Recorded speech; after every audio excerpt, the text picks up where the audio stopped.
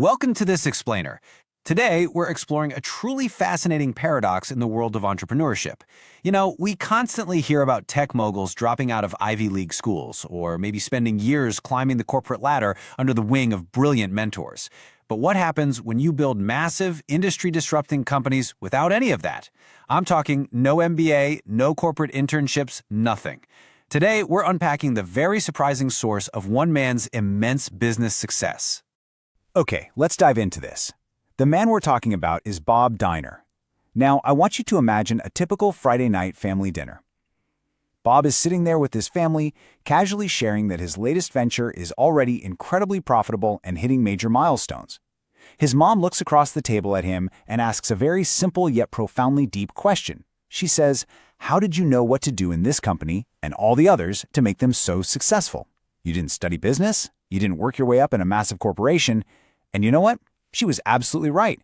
He had literally zero formal business training beyond a basic accounting class. His answer completely surprised her, and honestly, it's the foundation of everything we're exploring today.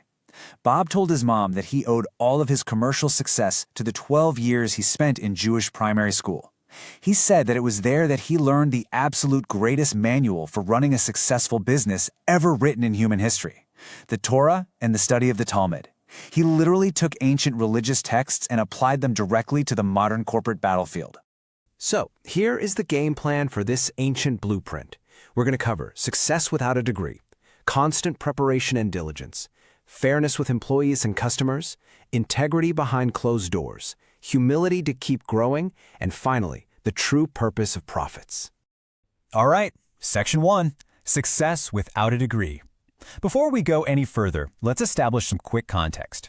Just how successful did Bob Diner actually become using these ancient principles? Bob's journey is just incredibly impressive.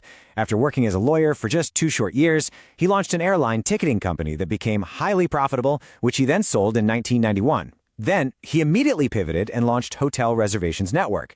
Now, you probably know that today as Hotels.com. Yeah, that Hotels.com. He built that massive empire up and sold his stake in 2003.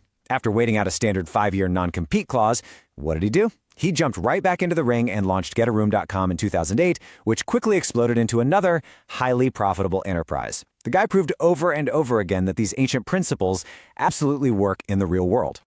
Moving right along to Section 2, Constant Preparation and Diligence. And this brilliantly illustrates exactly how Bob applied ancient learning to modern business. You see, in Jewish school, Bob spent years studying the Talmud, which involves intensely analyzing deep, complex discussions between rabbis.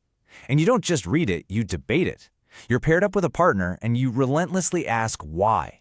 You challenge every single argument and consume every piece of commentary you can get your hands on. Bob took this grueling analytical method and applied it straight to his market research. He didn't just test the market, he intentionally argued the complete opposite of his own business plan just to expose its flaws. No shortcuts here. He destroyed his own plans with questions, consulted experts, ran focus groups. He basically made sure his preparation was bulletproof before spending a single dime. Next up, Section 3, Fairness with Employees and Customers. Now we're dealing with the people who actually make a business run. Because, let's face it, managing people is notoriously difficult. You've got requests for raises, vacation time, interpersonal conflicts, the whole shebang. But Bob relied on a very specific rule from Leviticus. It says, "The wages of a hired worker shall not remain with you all night until the morning." Basically, it mandates paying workers exactly on time, without a second of delay. Furthermore, Deuteronomy strictly forbids defrauding a poor or destitute employee. By treating his employees with absolute, unwavering fairness, paying them on time, and strictly forbidding any discrimination based on race, age, gender, or religion, Bob built immense respect. When you build a reputation for total fairness, your team is going to trust you, even when you have to make the hard calls and say no. And that fairness, it extends right to the customers. The travel industry is infamous for terrible customer service, right? Delayed flights, lost baggage, noisy rooms. It's a massive headache. But Bob used the ultimate golden rule from Leviticus: love thy neighbor as thyself. Put yourself in the customer's shoes. When his team launched GetARoom.com, applying this ancient golden rule gave them a massive competitive advantage. In an industry completely obsessed with cheap outsourcing and cutting corners on support, offering a premium, honest customer service experience became their absolute best marketing tool. People prefer companies with fair refund policies, and they tell their friends. Treat customers how you want to be treated, and you build a fiercely loyal base. All right, Section 4, Integrity Behind Closed Doors. Let's transition to the unseen ethics of business. This is all about what happens when the lights are off, and literally nobody is looking over your shoulder. It is so tempting to cut corners to increase profit margins. I mean, why not use slightly cheaper materials? Why not deliver just a little bit less than the customer thinks they're paying for? But the Torah standard is rigid. Leviticus demands the use of calibrated scales and correct weights. It also explicitly says, do not put a stumbling block before the blind. Now, this doesn't just mean a literal blind person. It means you cannot take advantage of the other party's ignorance. Even if your customers will never, ever find out that you swapped in a cheaper component, you simply do not do it. Let me pause and ask you directly, right now. Picture yourself at a cashier. You hand over some cash, and the cashier accidentally hands you back a $100 bill instead of a $10 bill. What do? Do you keep the money you received by mistake? Who is really going to know? This exact dilemma is what forces us to reflect on our own hidden integrity. So the crucial point is this: know what is above you, a seeing eye. When you operate under the profound understanding that you are always being watched, the answer to that $100 bill question is incredibly easy. You hand it back. You act differently. You run your personal and professional life with total honesty. In fact, the Talmud states that the very first question you are asked in the heavenly court at the end of your life is, were you honest in your business dealings? It's the ultimate barometer of your character, simply because the temptation to cheat for profit is so incredibly high. On to Section 5, Humility to Keep Growing. Here, we address the biggest threat to a successful person, their own pride. Ego is the ultimate roadblock to continuous growth. Judaism teaches humility, reminding us that we all make mistakes and we rarely have all the right answers.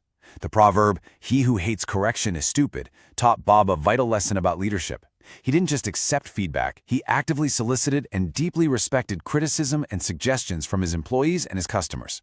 Think about it for a second. Your employees understand the daily, nitty-gritty operations of the business better than anyone. While many modern managers stubbornly plug their ears and ignore feedback, creating an environment that actually encourages criticism ensures that your business constantly improves. Plus, it makes everyone feel like a truly valued part of the team. Finally, Section 6, the purpose of profits. Let's shift the narrative for the climax of our explainer. We've talked about how to build the business, but what exactly should you do once this blueprint works and you start generating massive, life-changing profits? Now, what's really interesting about this slide is how actionable this is. The Torah doesn't just teach you how to make money, it mandates social responsibility. You are obligated to help those in need. Bob implemented this by matching employee donations, running promotions where a portion of sales went directly to charity, and actively encouraging his team to get out there and do community service. He fundamentally framed his highly profitable businesses as vehicles for community improvement. Wealth is not the end goal. It's just the water that helps the tree grow. It's a tool to fulfill your social responsibility. When you use your company to actually improve your community, you wake up every single day appreciating what you've achieved, not just for your bank account, but for the whole world around you.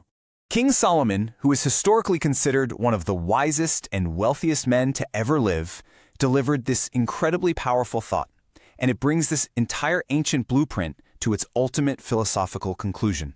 All the market research, all the stellar customer service, all the soaring profit margins, they are entirely insignificant unless they are ultimately channeled into kindness and helping others. So I want to leave you with this question to really think about.